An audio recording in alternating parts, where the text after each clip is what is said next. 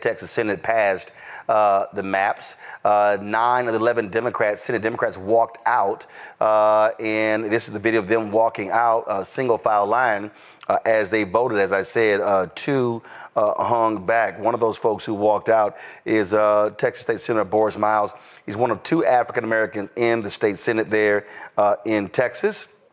And he joins us right now. But before I do, I want to play this here because this was in one of the hearings, and he really cut to the chase about what's going on in Texas. And he said this directly to these white conservatives in their face. Listen.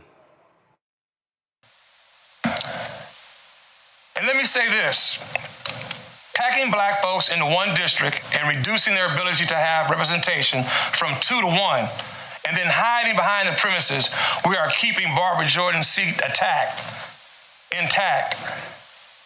And if you're doing us a favor, this is disrespectful, it's very much disingenuous, and point blank low down. Think that minority communities if you think that minority communities must take, and what we can get is discriminatory, you do not have to call someone a racist slur to be a racist, Mr. Chairman and members. Sitting back participating in an august process, in an inherently discriminatory process, disenfranchising black and brown people is racist in all parts. For those of us watching this from out of state, just know, as Texas goes, the country's gonna go.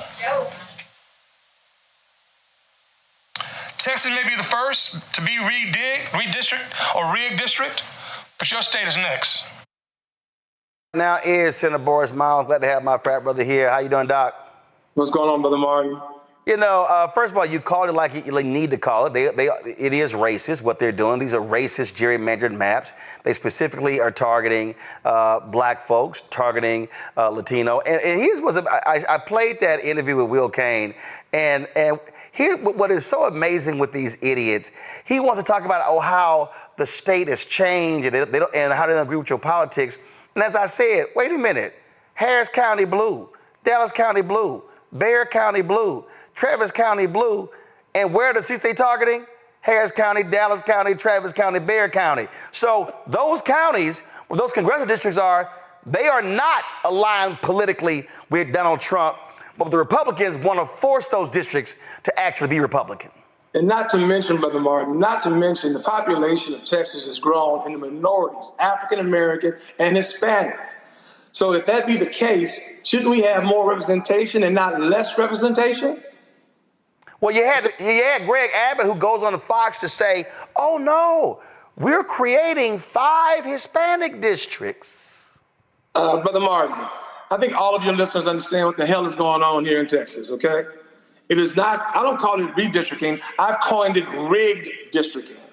It's rigged districting to keep Donald Trump and his administration in office, being carried out by the Texas governor, lieutenant governor, and attorney general.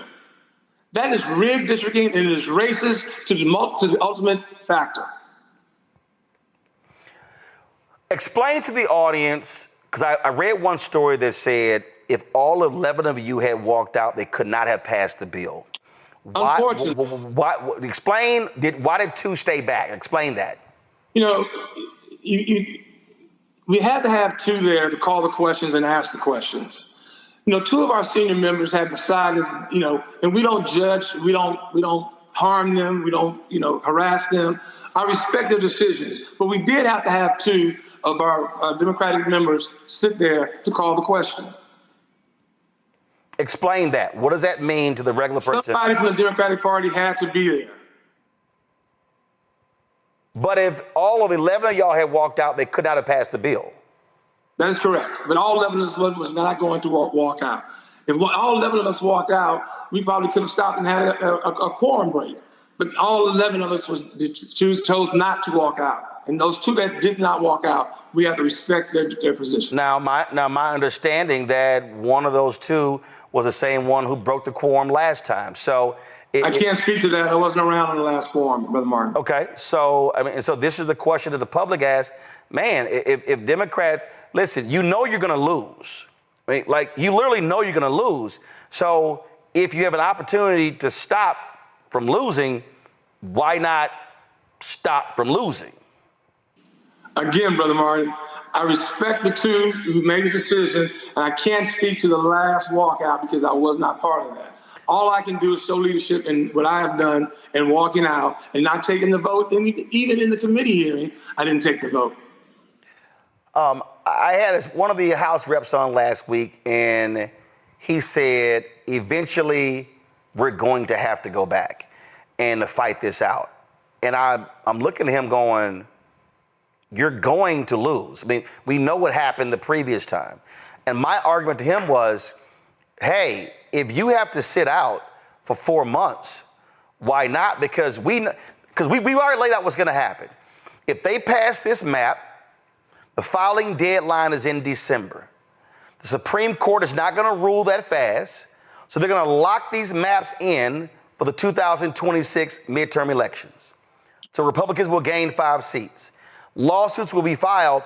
This case may not be adjudicated even until the 2028 midterm elections, which means that even if they rule against Texas on this, they may have these 5 seats for the next 2 elections or the next 4 years. So in your mind, do you believe that Democrats should say on the House side, be steadfast and say, hey, hold out as long as possible to keep these maps from being passed? And if that means wait until December, so be it, because if you go back, they're gonna pass it in 3 minutes. Brother Martin, it's easy to say in my mind what I would do. Yes. Okay. But you got to understand, these are individuals who have been, who are being threatened by the loss of their pensions, $500 a day fines. They have away from their families. It's very tough to say. Now, if you're asking me, would I stay out for 40 days? If all possible, I would. Because I do understand the ramifications of what's going to happen when these bills are passed. I do understand how this is going to affect not just Texas, but all the states across this country. I do understand the long-lasting effect that this is going to have. But it's just not that easy, Brother Martin. Trust me. No, I understand. It's not easy. And I want you to know, I want to say this. I fully support all the time my colleagues in the State House have spent out in whatever decision they make. But if it were me, I would love to have been able to stay out for the 40 days. Yes, of course. Yeah, I mean, it absolutely is not easy. Of course, not easy at all. It is a tremendous sacrifice. But the end result. The end results are going to be disastrous for not just for Texas, but for the entire country. And they're going to be long lasting, as we all understand. Absolutely. This is the map that was passed by the Texas Senate. I don't know if you could see it. But explain to folk. Okay, you can't see it on your end, but I can't see. I got it. Okay, not a problem. But I can tell you this, which I haven't heard you say. Right. This was a direct demand from the DOJ to focus on 5 minority districts. 5 minority districts, 3 of which in Harris County, 2 in Dallas. 3 of which are actually in or partially in Senate District 13. This is a direct, rogue, hostile attack on African Americans. You should also know this, Brother Martin, and you know this. For the last 25 years, Texas has attempted to suppress black votes in Texas, and they've lost at every turn in legal battles.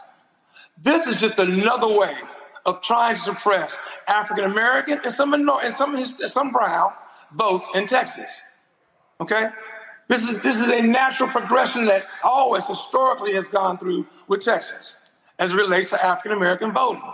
Now, what I always say, and what my response is, and what my response this morning was, they don't understand. They are doing nothing but kicking the bear.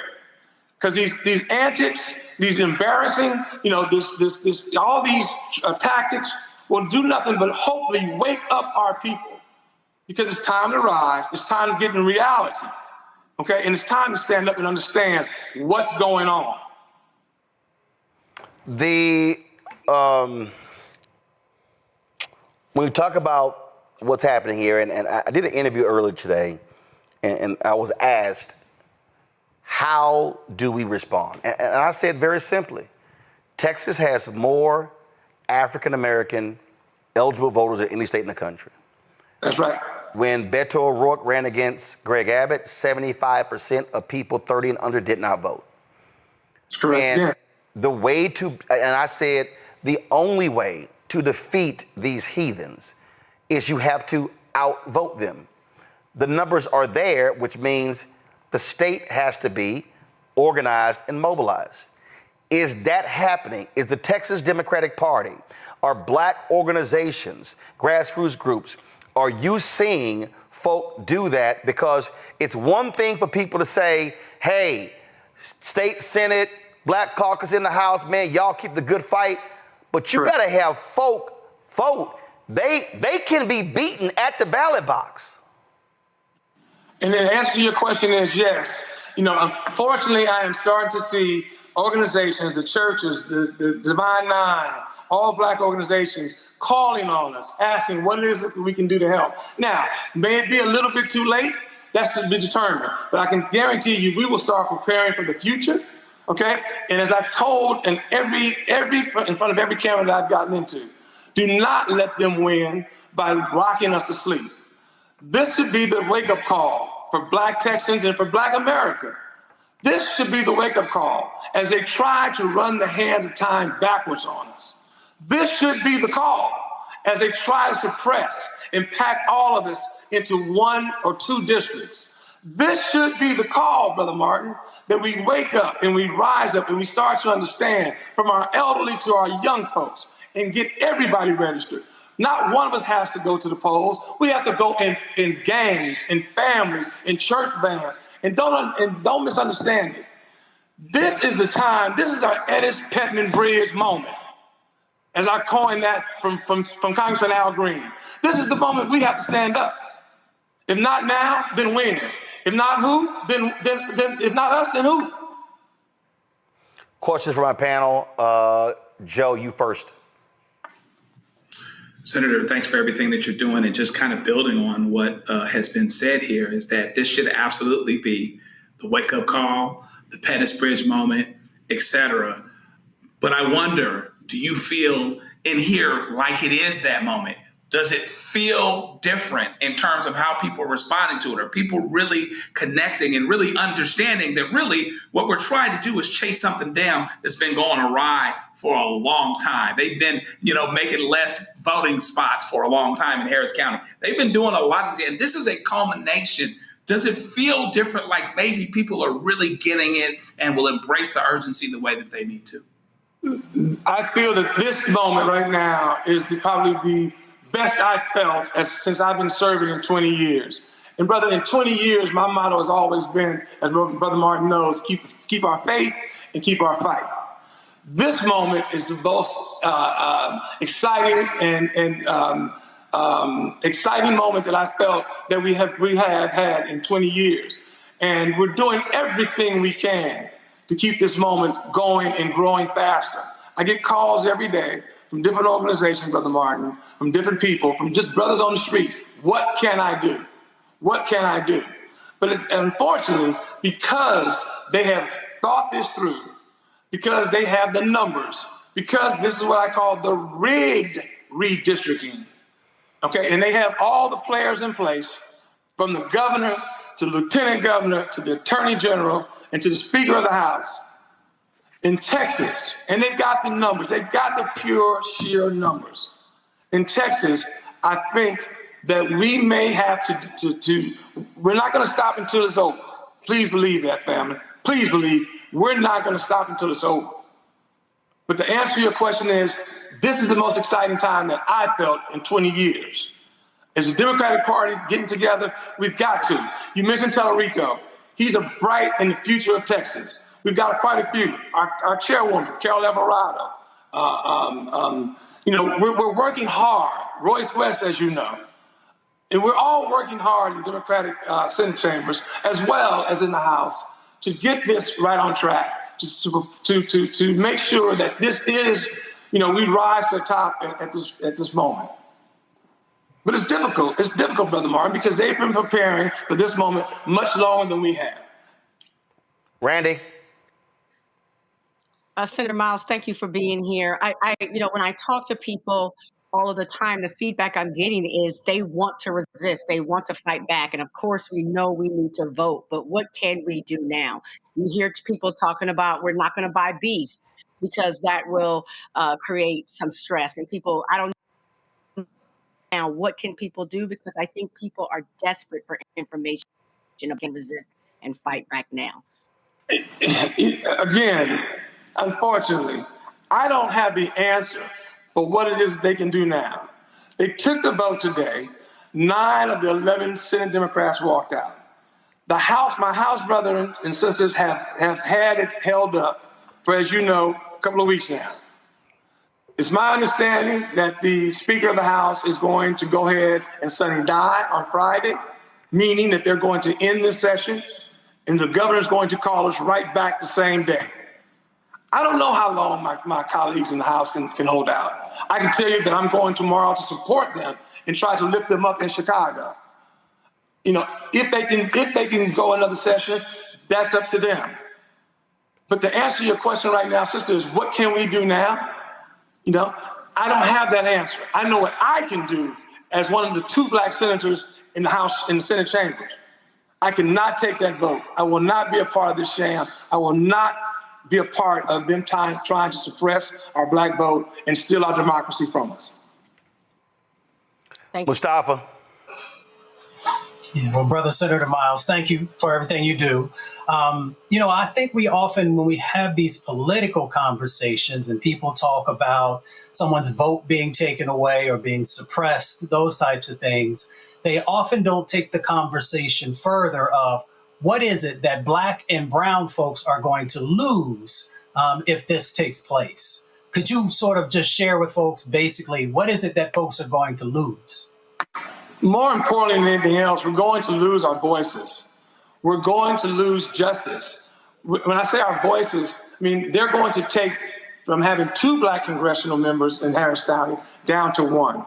They're going to pack us all into Congressional District 18. We're going to lose some of our economic bases in our communities because they're going to vote to strip those out. That's important. But what cannot... Hold on. Senator Miles, but explain it to people. They literally are shifting major companies out of these black Democratic congressional seats and moving them to Republican seats. That's what you're talking about when you talk about the economics. That economic basis, not just companies, our educational institutions, our universities, Brother Martin. Those are important. Our healthcare centers. When they control the dollars that flow into those communities, that affects our economic basis. When they can control everything we all know on this line is controlled by the dollar bill. When they can control our dollar bills and which way they flow, those things control our communities. That's what I mean by economic basis. Absolutely. Senator Miles, go ahead. And those things are important. You know, we've worked long and hard to improve our communities, and to put the resources that we need, the grocery stores, the pharmacies, all the type of things, the healthcare facilities. We've worked hard to make sure that we've worked over the years to get those in our communities. Now to come and strip them out and leave us barren and let us have food desert, healthcare deserts, that's going to hurt our communities as we know them. And don't add the fact that now I'm going to touch some souls right here, that we're getting ready to have, vouchers. Okay? When you have vouchers in black communities, that deteriorates our school bases. When you deteriorate our public school bases, that deteriorates our communities. We're proud of our high schools in our communities. We're proud of our schools in our communities. So everything that you see the Republicans doing right now, all this is to reverse the hands of time backwards on African Americans and Latinos. Absolutely. Senator Boris Miles, keep up the good fight. We appreciate it. I appreciate you, brother, what you do. And congratulations to your counselor. Thank you, brother. Thanks a bunch. Hello, I'm Isaac Hayes III, founder and CEO of Fanbase. Listen to what I'm about to tell you. The window to invest in Fanbase is closing. We've raised over $10.6 million of our $17 million goal. That means there's room for less than 6,370 people to invest in Fanbase for the average amount. The minimum to invest in Fanbase right now is $399. That makes you an owner in Fanbase today. Go to startengine.com/fanbase to invest. Why? Because current social apps have taken advantage of users for far too long, with content suppression, shadow banning, harmful racist content, and no real tools for monetization and equity. Fanbase has over 1.4 million users and counting, allowing anyone to reach all their following and monetize their content from day one. Social media is the new TV, and whoever owns the apps that distribute that content have the opportunity to own potential billion-dollar companies. While big platforms with uncertain futures are failing to serve their users, Fanbase is stepping up to fill the gap. Don't wait until it's too late. Invest now, invest for yourself and your future. Go to startengine.com/fanbase and own the next generation of social media.